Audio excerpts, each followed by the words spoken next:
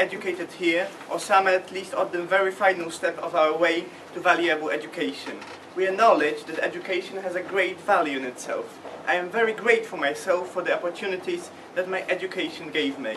A proper and sound education opens numerous doors in the Western affluent world. But the case with the developing countries is utterly different. These are states of mainly low material status and low level of social development. In order to help those countries and the less affluent part of the world, the richer countries came up in the United Nations with 8 idealistic ideas called Millennium Development Goals, but some skeptics prefer to refer to them just as wishful thinking. According to the second goal, we should ensure that by 2015, children everywhere, boys and girls alike, will be able to complete a full course of primary schooling. If you hear that, it just sounds great. I don't get misled. Now even the United Nations admits that this goal will not be achieved. This is because the chosen system is inefficient, but more importantly, the authors of UPE did not take into account that countries of the developing world cherish a different set of values than we do in the Western world. Education is in most cases a less dignifying asset than among the affluent society, and that point we'll leave for the dessert to be served by our third speaker, Carolina. Ladies and gentlemen, the situation is said to be most severe in sub-Saharan Africa, Southern Asia, and some parts of Latin America. The resources that are being wasted can be divided into 2 primary groups, namely human and financial resources.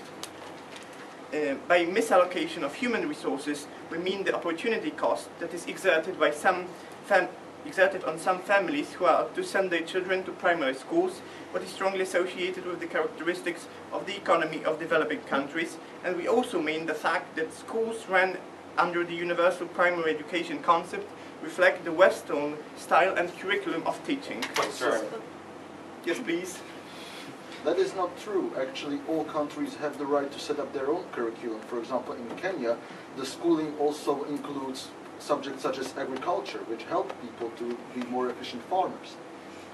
Well, that's possible, but the vast majority of the curriculums are just the reflection, because those countries look up to the Western world. They just want to be like them, and we think that that's not the case. I will explain it later, yeah. Education, the Team Poland's second speaker will hopefully elaborate on those 2 topics in greater detail. Now let me focus on the financial side of the UPE. Many independent economists call it a sack with no bottom. You can put there as much money as you wish, and you will never put there enough to make it full. An enormous amount of international aid is being sent to UPE beneficiaries. In 2007, that was over $4 billion, what was combined with domestic commitments of local governments. But if we compare it with the results, we arrive at the conclusion that there is too high price for what we get. The government of poorer states are notorious for the inefficiency when handling money and unbelievable corruption. The lion's share of the money involved here flows through... Yes, please. Well, education constitutes only 1.4% of all official development assistance. We don't believe that this is such a huge amount of resources. Well, that's your opinion, but we speak rather about the efficiency of spending than just the total sum. Yeah. So the lion's share of money involved here flows through a bureaucratic apparatus where significant sums of money just disappear. Yes, ladies and gentlemen, this money is stolen or just spent recklessly. To use a difficult word, the financial resources, the financial assets are misallocated. To put things simple, they are wasting a great deal of money for something that's not worth it. Whenever somebody says UPE, you should look around for money thieves who just feed on the poorest and weakest part of humanity, children. The second economic facet is nasty truth. In many poor developing countries, children are needed to help their parents with cultivation and agriculture. Without that help being provided by children, the peasant families would not be able to feed themselves. This is what would happen when children are taken by force to school. The basic law of economics, law of supply and demand, tells us that when production decreases and demand increases, the prices goes up and less affluent people can only afford to eat less. This brings children to starvation, and we are sure that a child with empty stomach cannot learn properly. Finally, I would like to point out that scientists prove that in less economically developed countries, there is almost no correlation between primary education enrollment and chances of better living conditions and affluency.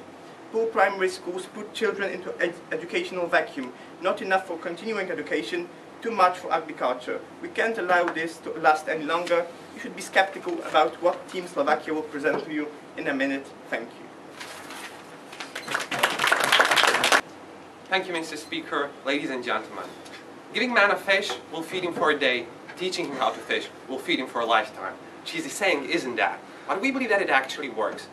Wherever we as individuals reside, we have to realize that to tackle poverty and to increase living standards of people in the developing world is a tough goal to do. Yes, it requires funds, it requires time, and it requires good policies. But Team Slovakia believes that universal primary education is such a policy. It is a policy that can tackle social issues that burden financially developing world so that they can allocate resources more into important areas. We're talking about things such as HIV epidemics that have to be solved by prevention, not by quick fixes afterward. Moreover, we believe that universal primary education helps to stimulate the economy of the developing world and therefore creates revenue for these countries. So this is the case the Team of Opposition will elaborate on, stressing out why primary education has to be provided universally to every single boy and girl in the developing world. We'll provide you 3 substantial points, dealing first of all why we have to provide primary education universally and talking about 2 practical implications. Secondly, I will talk about economic implications for the developing countries, and my second speaker will elaborate on the point how primary education and universal primary education helps to solve and save many lives in the developing world. But before that, let me deal with the case of Team Proposition. First of all, we believe that they spend a huge amount of time dealing with inefficiency of primary education in the developing world. Well, first of all, we have to realize that the point that they brought about the curriculum of the schools in the developing world is not actually true. The POI that we already pointed out rebuts their point, where we say that each country has a right to decide what is in the curriculum. Bringing the example of Kenya, where in the curriculum there is already a subject of agriculture, no thank you madam, that actively teaches children to have some vocational training even in primary school. So we believe that it is not just the Western model of education that is taught in sub-Saharan Africa. We believe that these countries can choose. Secondly, we believe that Team Proposition tries to stress out how expensive primary education in these countries are. Well, let me tell you some numbers. Already in the POI, I pointed out that primary education constitutes only 1.4% of all official development assistance. And this is not a figure that I figured out. No, thank you, madam. This is a number provided by OECD.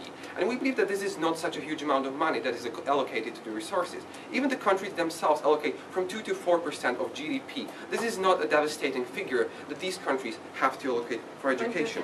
No, thank you, madam. Moreover, we believe that this is a gradual investment into universal primary education, and the progress has been made consistently. In the last 10 years, 58 million people enrolled to the primary education. So we believe that the failing figures or the failing explanation of Team Proposition that primary education is not being delivered is simply flawed. So we believe that also the point of corruption in the developing world is something that this debate is not about. We believe that if these countries have these problems, they have to solve them. But this doesn't mean that primary education is not important for these countries. No, thank you, madam. So now let me move on to our first substantial point. No, thank you, sir. We believe that primary education as a concept provides people with necessary skills to survive. Because wherever we as individuals reside, being literate and having ability to access information and books and newspapers or wherever makes us all more aware and engaging in society we live in. Having basics in, no, thank you, madam, in, for example, foreign language increases your mobility as an individual immensely. Moreover, as we pointed out, the skills and the vocational skills that these schools can provide to the children can increase the practical implications for their life, so that they are probably more efficient farmers because they can count the doses of fertilizer that they will use, and they can think about the climate they are living in, and they can more efficiently use the resources to, for example, save up in the times of drought. So we believe that there are immense practical implications for these people, and we believe that the problem that this world faces is that there are vulnerable groups who do not have access to primary education, and therefore we have to stress out why it has to be universal. Because we see that there are people who are especially in the rural areas, that are locked in the tribal areas, who do not have no access to population, to the rest of the population, who do not have access to education. And therefore, they are locked in the poverty. They are locked in the perpetual situation where they have dire conditions that they have to face every day. No, thank you. I will take you in a moment. Well, just go on. Don't you think that maybe this opportunity that you're speaking about is just like kind of an illusion? Do they really have resources to then leave their village, to then have an educated life you're valuing so much? Well, of course, this has to be hand in hand with the development in the other areas. But we believe that it is important to have habits and have means at the same time. Unless you have the habits, it is completely unimportant to have means, such as, for example, infrastructure, because people are simply unable to use these things and to take benefits out of them, because they simply do not have, no thank you madam, because they simply do not have the knowledge to do so. Moreover, we believe that this is increasingly important because the developing world faces huge population growth.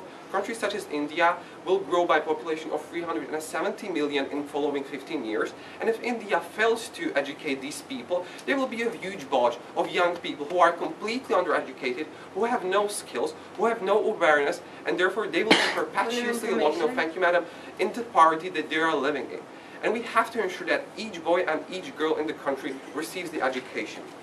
So, for example, Heritage Foundation in the United States proves that if India succeeds in educating its young population, it will reach a GDP per capita of $604,000, $6,400.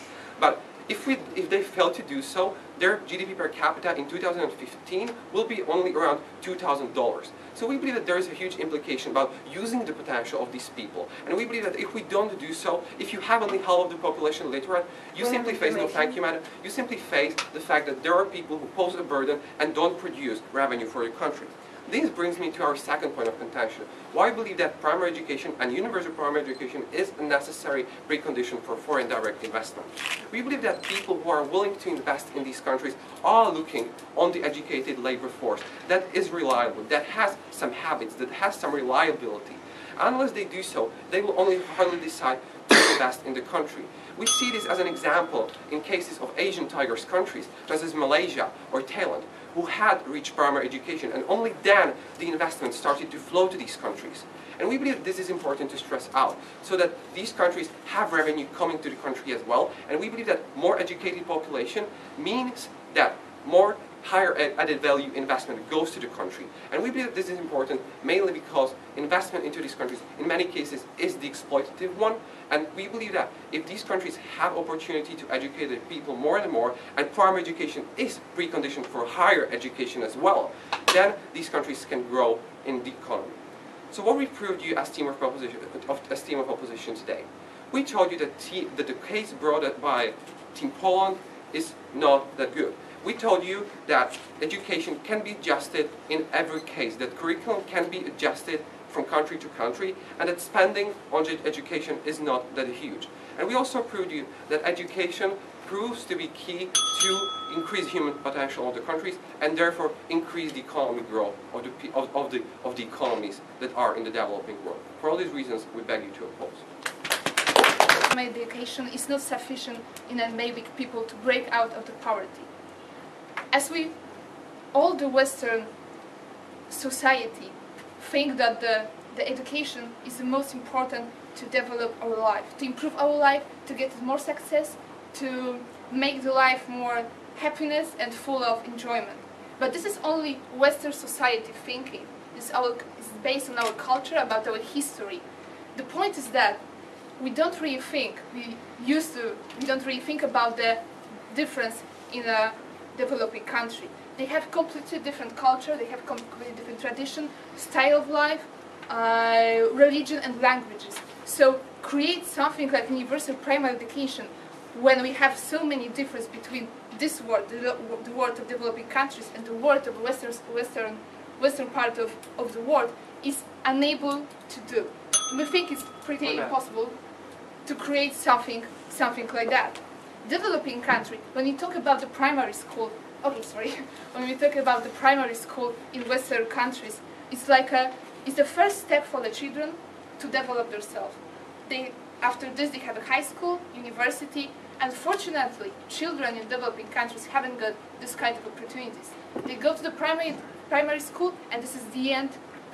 Majority of the kids, for the majority of the kids is the end of the education.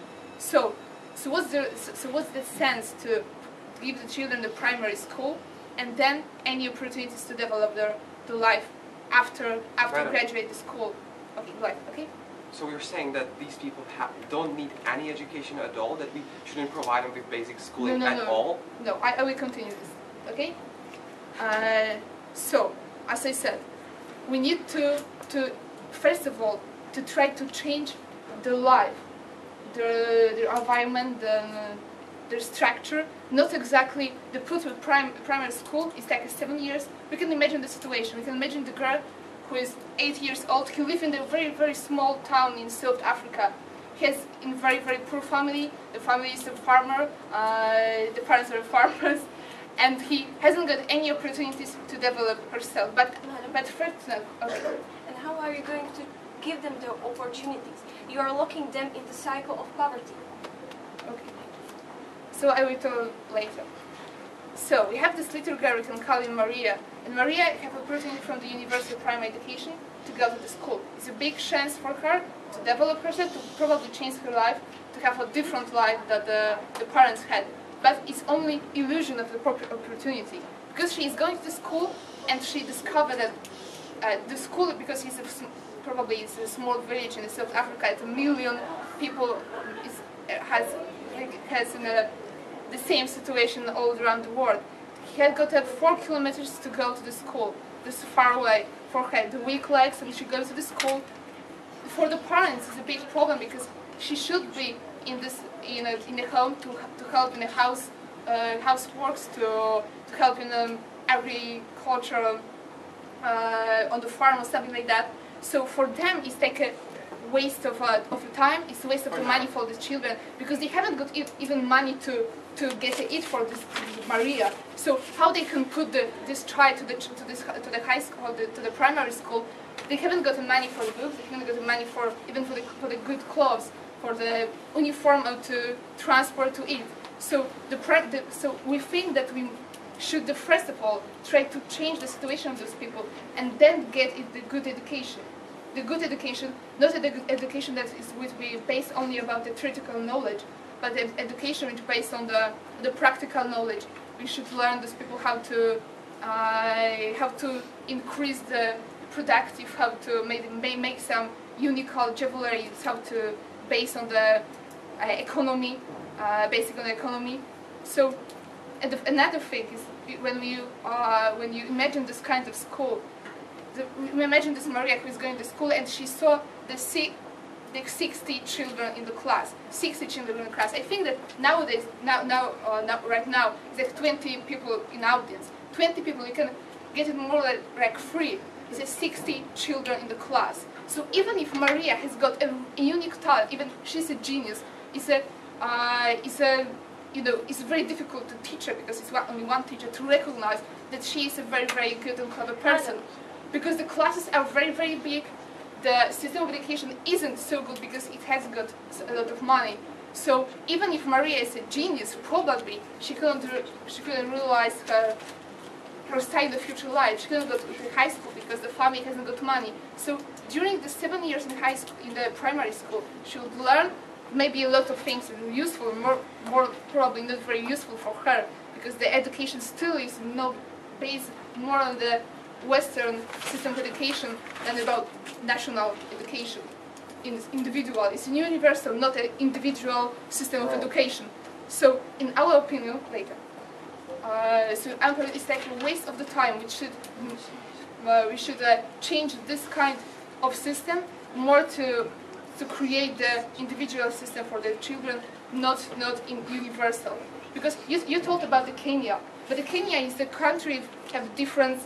A lot of countries in Africa put the official language to the school, and most of the children who speak in a completely different language in the village can't really understand what they're talking about. So can't this Maria can learn anything in the school without any knowledge about this language. It's pretty impossible. She go to the school, which is completely different place than the home. It's completely different reality, and she couldn't really improve herself because it's completely different world for her.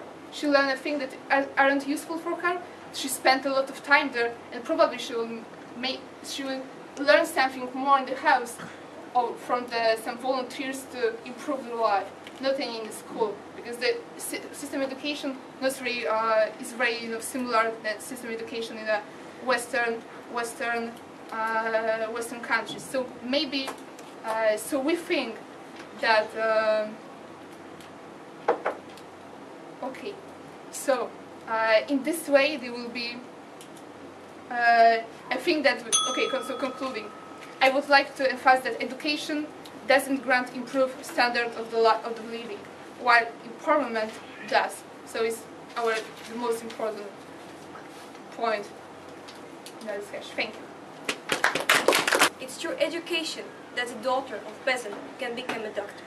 We believe that education provides children of developing countries with skills and knowledge that can help them to get out of poverty.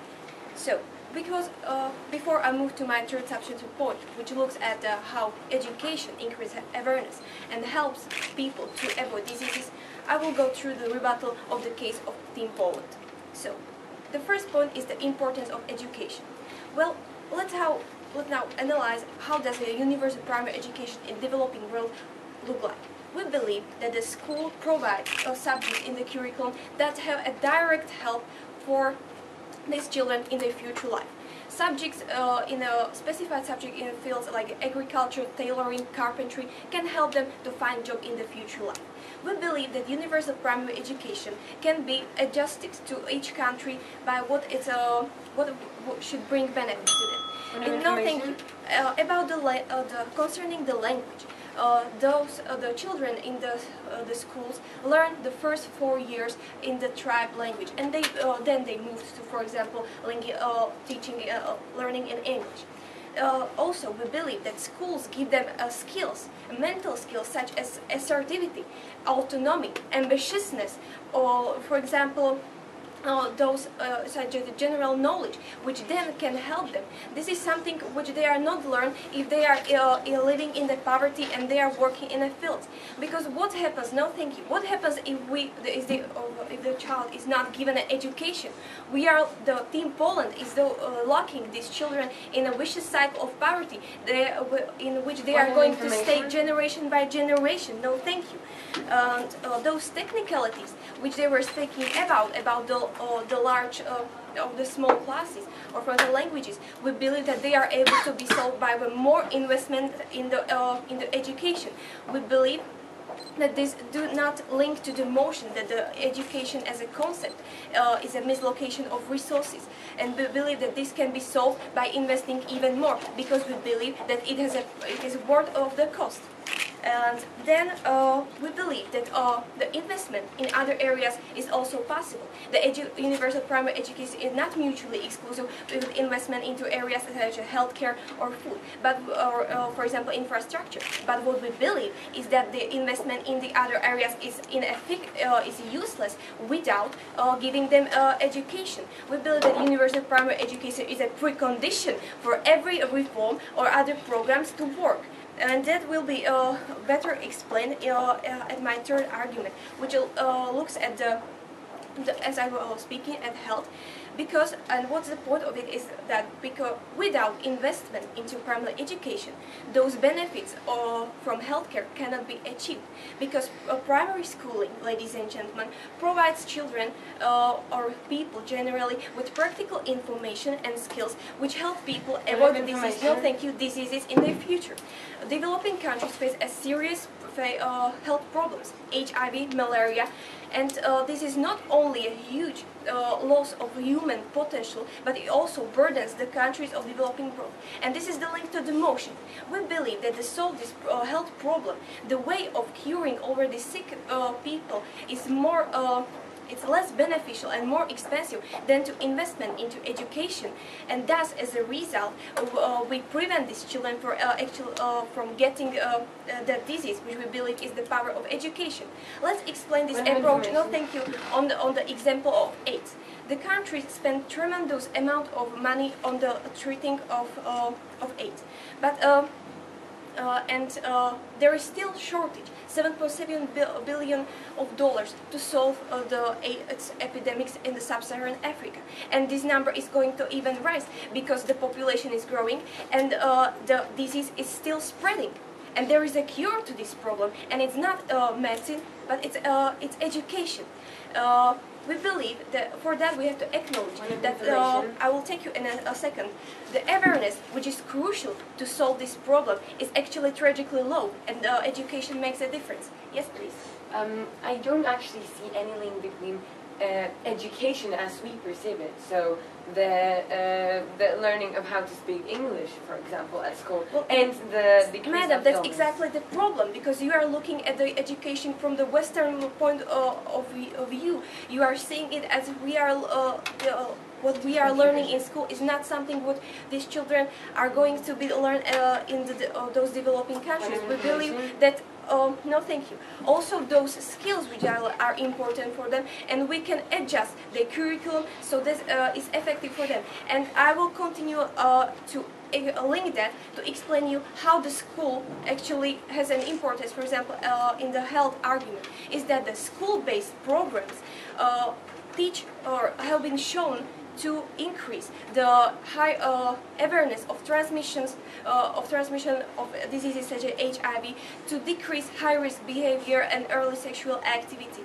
and that as a result is that in comparison with children with no primary education, though with some primary schooling, was about half as likely to get HIV. And another fact is that 40% of women in sub-Saharan Africa are unaware of a trivial fact that the HIV can be spread without unprotected sexual intercourse, while the women with primary education, this unawareness decreased by 17%, which we consider as a significant decrease. And the link to the motion is that actually we, as a giving children education, are preventing the people from getting that disease. So actually we are that this is the solution of this tremendous problem, because what the Team Poland is actually doing, investing into some other areas, is actually just a quick fix, and we believe that what we can call a misallocation is then never-ending spending on treatment without maximizing prevention, which education provides for these people. So when it comes to public health, ladies and gentlemen, schooling children, especially women, is one of the best investment any society can make. So to sum up what the Team Slovakia told you, we believe that education, no matter how much it costs, is worth the cost, because the benefits that the education brings, it's just the cost is a minuscule in comparison to benefits in the economic field, in healthcare, for example, in social stuff as the equality and empowerment of women. We believe that education provides each child with such skills and information that can help them to get out of poverty, to improve their lives, and then as a society, as a state, the developing country can move from a stage of poverty to a developed country. And that's the reason why we believe that education is not a misallocation of resources. Thank you. Ladies and gentlemen, today here Team Slovakia proposed as a suggestion that the universal primary education is something beneficial for the developing world. Where in my speech I'd like to show you how their point of view, how they misunderstand the real situation that we have in the developing countries, and how our proposition to change the universal primary education into more useful, change the resources put into universal primary education into more useful, for example, social groups of health and development, would be a much better way to spend the money. Well, Team Slovakia is basically defending the Western system of values. We all of us know how the situation developed after Second World War when the colonists left Africa, dividing the continent, into equally, they divided basically the continent with straight lines, because that's how they thought that the country should be divided, the continent should be divided. And what do we have then? Then we have the war in Rwanda, then we have wars between tribes, we have so many clashes, so many blood spill, just because the Western countries thought that they know what to do. Well, apparently, not always what we know, what we think is the right thing to do.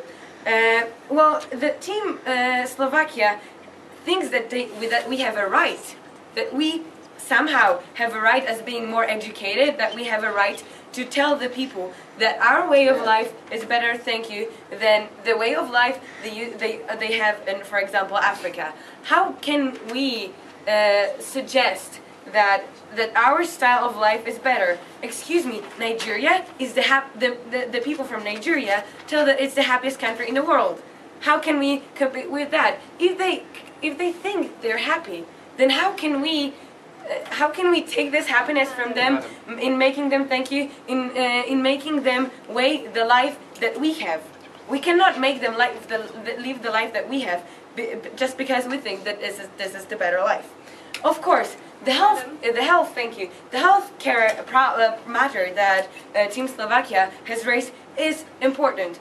Of course, we don't want them to die of diseases. That's obvious. But the thing is, how can the children who go to the classroom where there are like 80 kids, like in the report from Uganda says that there used to be 80 children in a classroom, and after the enforcement of the universal primary education, we have 140 children in one classroom, and only one teacher for about 70 children.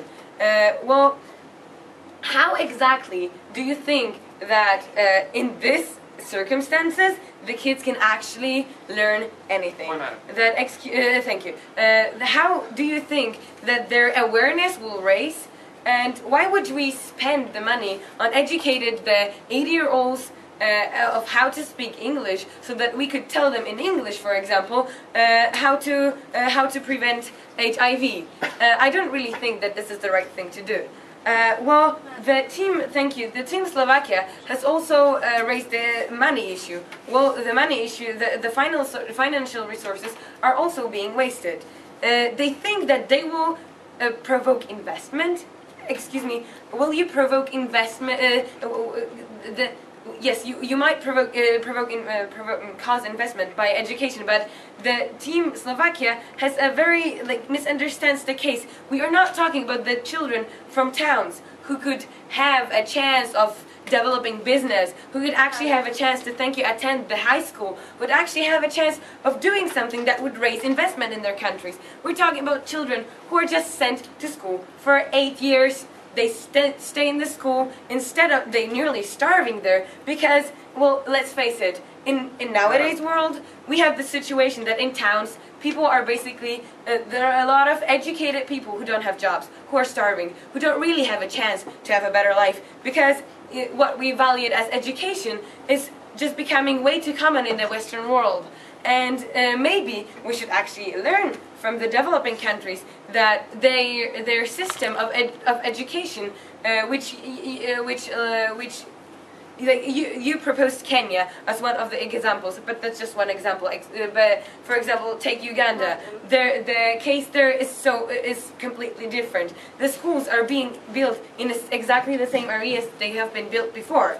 There is nothing like universal actually education. So the system. I'll take a question in a second. The system doesn't actually work. We don't have real opportunities. What my team have spoken for a very long time about. We don't really offer those kids a real opportunity, a real change. There is no real change if they go to school for 8 years. The real change is only that they haven't worked with their parents for 8 years, that they were actually taken from home. Some of them go to school for like 5 kilometers or something, which we don't really want to cause them to, because there will, what we also said, there will be never enough money put in this education, because this goal is simply impossible to achieve, because we have different system of values.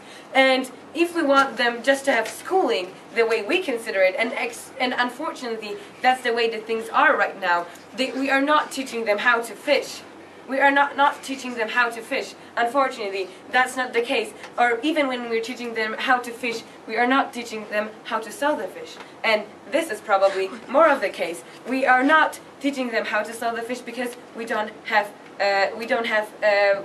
power to do this. Why? Because the classrooms are too big. Because we will never have enough money to do that.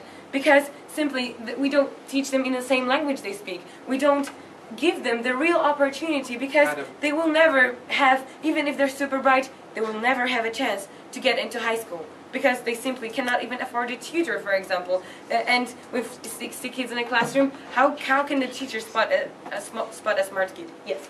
Well, if you want to prove that it is a misallocation, it is not enough to show us that it is inefficient. You have to provide us with the alternative for the investment, and you're not doing that at all. Yes, we did this.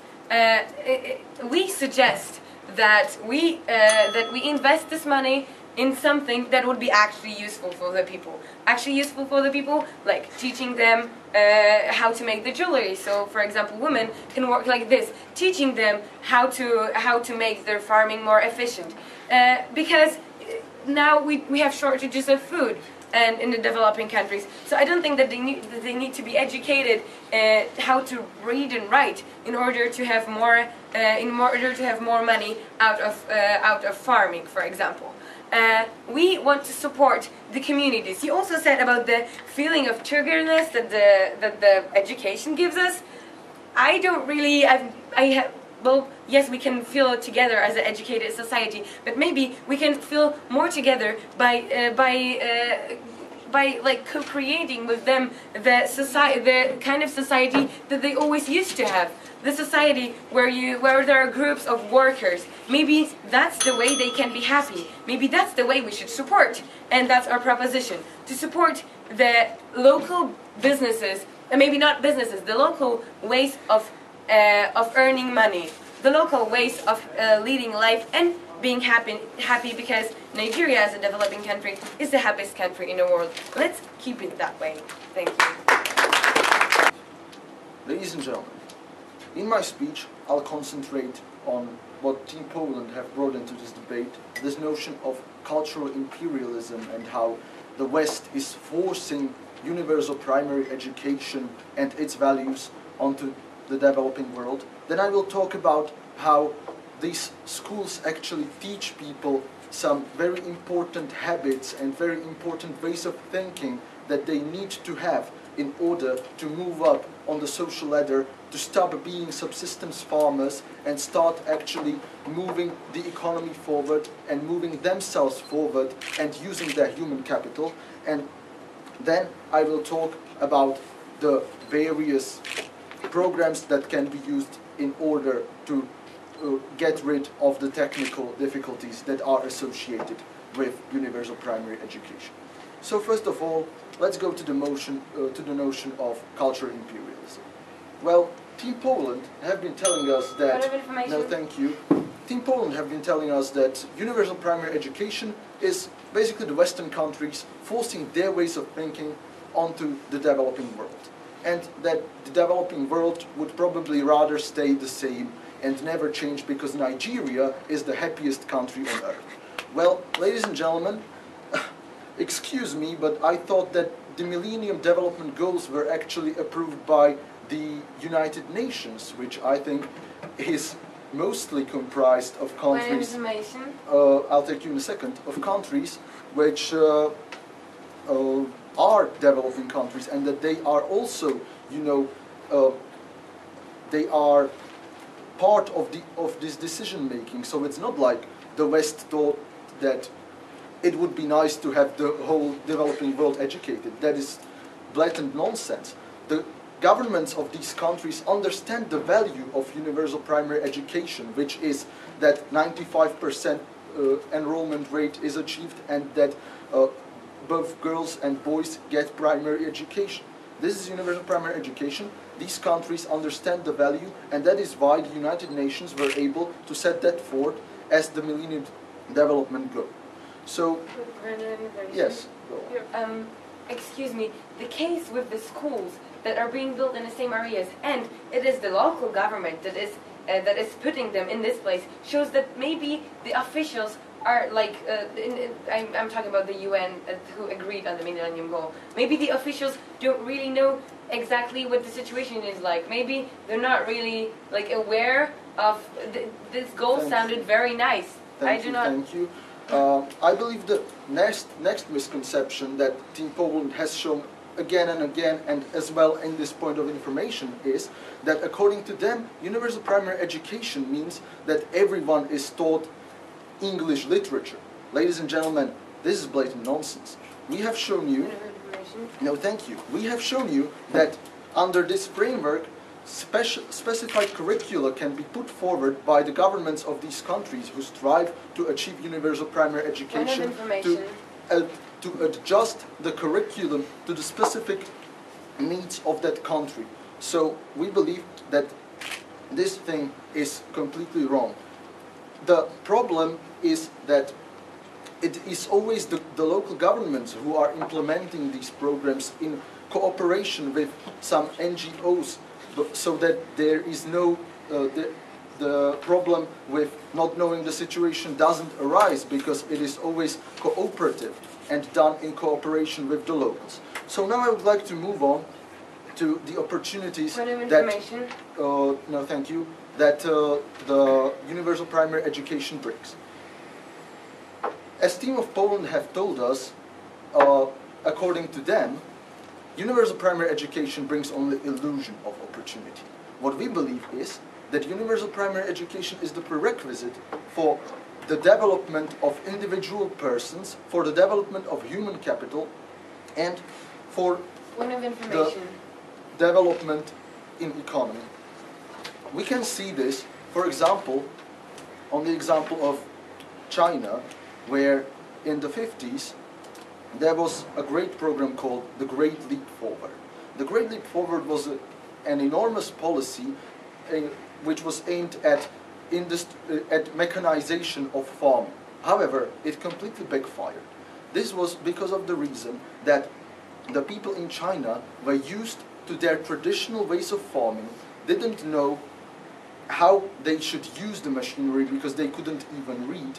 So they were misinformed and uninformed, and this is why this program collapsed. We believe that universal primary education, I'll take you in a second, that universal primary education forms a prerequisite for development in this way. It also serves to change the mindset of the people who live in the local rural areas.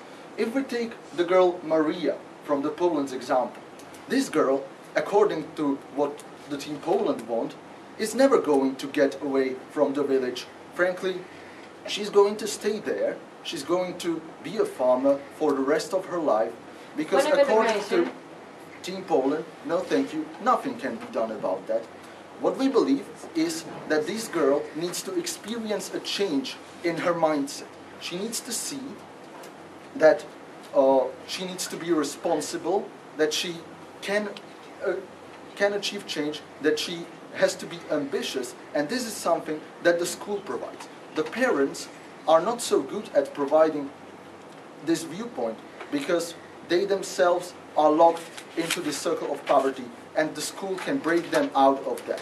That is why we believe that schools not only teach the necessary prerequisites to actually, setting up a small enterprise, but also teaches the people that they can do it and they can change their situation. Yes? I don't really know, why are you always speaking about what could be done? Well, there are a lot of things that could be done. We were talking about reality, what is being done. I will tell you something about the reality. The reality is that there is a correlation between the rate of her enrollment into primary schooling and the gross domestic product in countries of sub-Saharan Africa. We see that, for example, countries such as Namibia or Botswana, which have the highest rate of enrollment into universal primary education of sub-Saharan Africa, somewhere around 80 or 90%, have also the largest GDP. This is because of the fact that the people who live in these countries are educated because they serve as the potential workforce for foreign direct investment, which comes into these countries and which uses them in order to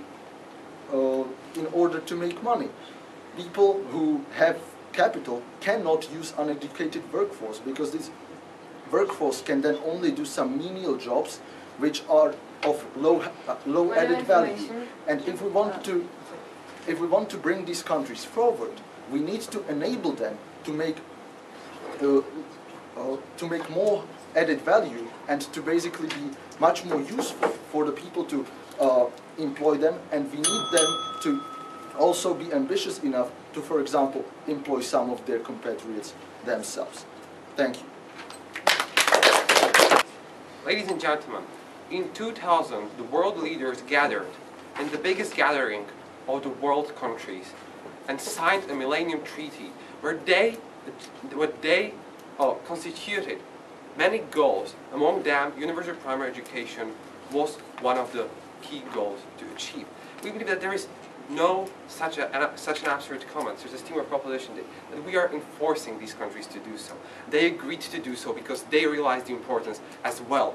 They signed the treaty because they know that educating these people is important wherever you as an individual live in the world. What I will do in my reply speech, I will firstly go through the case of team proposition and tell you where it was flawed, and secondly, I will talk about our case, which was barely touched by team of proposition. Well, first of all, we believe that if team of proposition wanted to win this debate, they have to tell us that primary education and universal primary education is inefficient in what it delivers to the society, and secondly, that the amount of money that is invested into primary education would be more efficient somewhere else. We believe that the latter was never ever touched by team of proposition. They never taught us where is the money supposed to go so that we really help these people. They taught us that we should invest it into something that will help these people. Well, ladies and gentlemen, I really don't know what they mean by that. I believe you neither.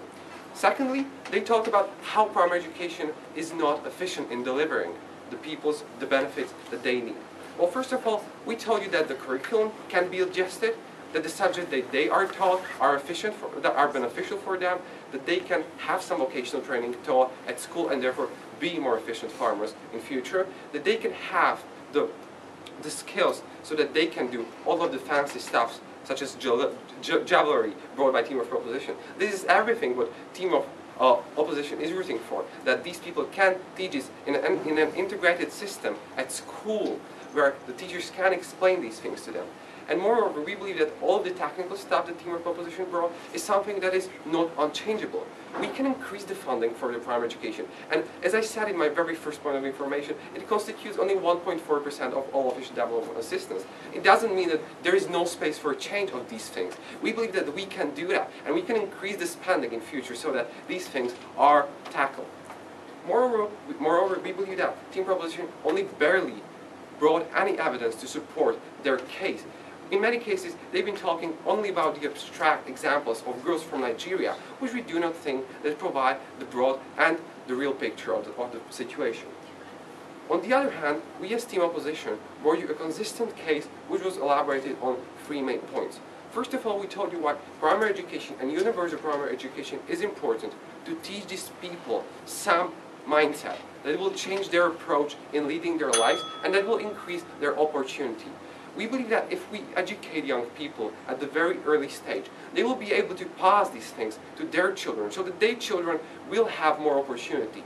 And on the other hand, team proposition believes that no education whatsoever will help these people. Well, ladies and gentlemen, then let these people live in the slums, their condition, hunger, and no hygiene whatsoever because they basically do not have any information about these things. Moreover, we told you why this is important for economy and why is it important prerequisition for foreign direct investment and reforms in future. Because if you want to adjust the population to such changes, you have to have educated people who are more valuable asset. You have to have educated people who can adjust to technological changes in the country, and otherwise the investment will be completely useless and unimportant. And moreover, we brought you an example, an argument about how it saves lives to educate people, which was never touched by Team of Proposition. They never reacted to it, and we believe that if we provide you with all of this, if we save lives, if we stimulate the economy, and if we tackle the burden that poor and undereducated people are for these countries, we believe that we have to win this debate. Thank you very much. I'll try to be short, ladies and gentlemen. First of all, I'd like to thank our opponents for this debate and give them an excuse for the possibility that they could lose today. They are simply advocating an barren and inefficient system and the wrong concept. Ladies and gentlemen, universal primary education is an obvious misallocation of resources for the developing world. We have proved to you that on many grounds the UPE is an unforgivable waste of both financial and human resources.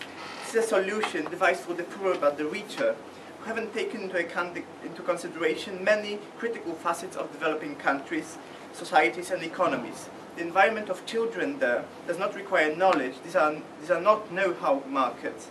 Now we should all see why UPE is a misallocation of resources. People responsible for the introduction of primary schools in LEDCs make a horrible mistake.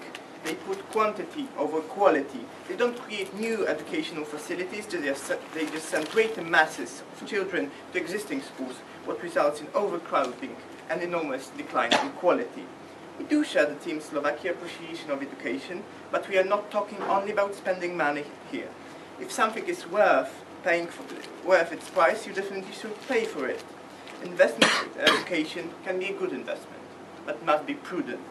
Good schools teach knowledge and abilities that graduates can utilize in their future life and career.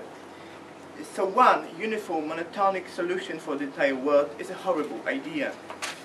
People in the poor countries should be taught practical skills and undergo social projects that will give them experience they will make use in their future life. Upon their graduation from rural primary schools, they have practically extremely small chances of continuing education. I will let a quotation summarize our solution for us. Give a man a fish, feed him for a day. Teach a man how to fish, feed him for a lifetime. Teach him how to sell fish, feed the whole village. The fact that Team Slovakia used the same quote only proves that Team Slovakia in fact subconsciously agrees that current situation of universal primary education is a blatant misallocation of resources for the developing world. Maria from Kenya and the misery of millions like her is the calamitous reality. We shouldn't let the situation to continue. Thank you very much.